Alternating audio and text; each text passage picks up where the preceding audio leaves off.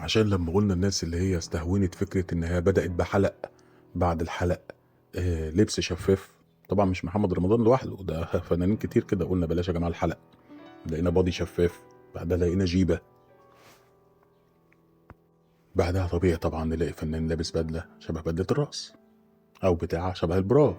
انا اسف يعني هو انا بيتهيألي مش انا لوحدي اللي شايف اللبس ده شبه البرا او بدلة الرقص. في جرائد كتير شافت الكلام ده، وبصراحة يعني بشكل محايد جدا هي ملهاش أي معنى غير إنها برا ذهبي، يعني فيها شخاليل اللي هي بتاعة الراقصات بتوع زمان اللي كانوا بيرقصوا في شمعدان كمان.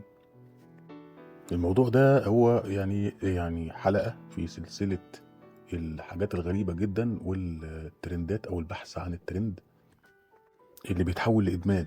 يعني إدمان ويل سميث مثلا لما لقى الأضواء انحصرت عنه عمل ترند، جاب زوجته وخلاها تعترف له على الهوا ان هي عرفت رجاله تانية غيره. فاكرين طبعا الترند ده كان زمان قوي، وقال يعني هو اتفاجئ بالموضوع ده على الهوا.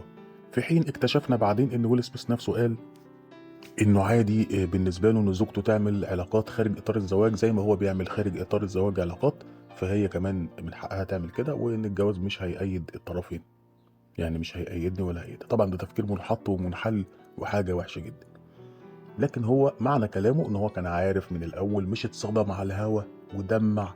شوف، المشكله كلها ان ويل سميث هو اللي اخترع المدرسه بتاعت الاستفزاز.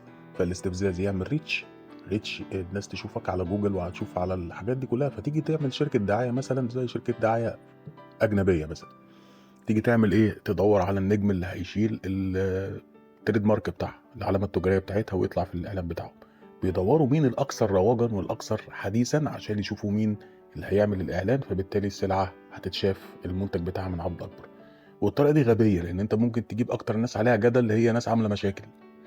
لكن الطريقه دي اعتمدها ويل سميث وعملت رواج جامد جدا، لدرجه ان في واحد برضو قال افيه سخيف اللي هو في الحلقه بتاعت الحفله بتاعت الاوسكار، فراح قايم ويل سميث وضربه بالقلم. طبعا رد الفعل كان عنيف قوي مبالغ فيه، لكن هو كان بيدور على الترند. الترند ده مرض، او الشهرة وحب الاضواء مرض، فتبدأ تبحث عنه حتى لو هتلوث سمعتك وشرفك زي ما ويل سميث عمل، اتكلم عن مراته او خلى مراته تتكلم معاه كده، او حتى انك آه تروح تضرب واحد بالقلم.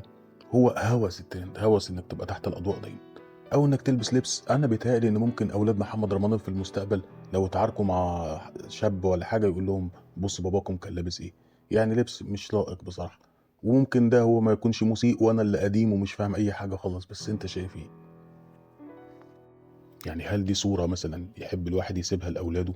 ما هو الواحد مش هيورث مثلا ولاده فلوس بس، اكيد هتورثهم كل حاجه. فهل هو شايف ان في المستقبل لو حد اتعارك مع ابنه وقال له مثلا ده ابوك بص كان لابس ايه، هل هو شايف ان ده ما يعتبرش حاجه؟ ان ابنه يقول له لا سيبك انت مالكش دعوه، ما ده لبس راقي ومحترم. طب احنا ما بنقولش ان هو لبس مش محترم، بس انت شايف ان ده مش شبه بدله الرقص؟ مش شايف ما فيهوش تشبه بالستات؟ مش عارف.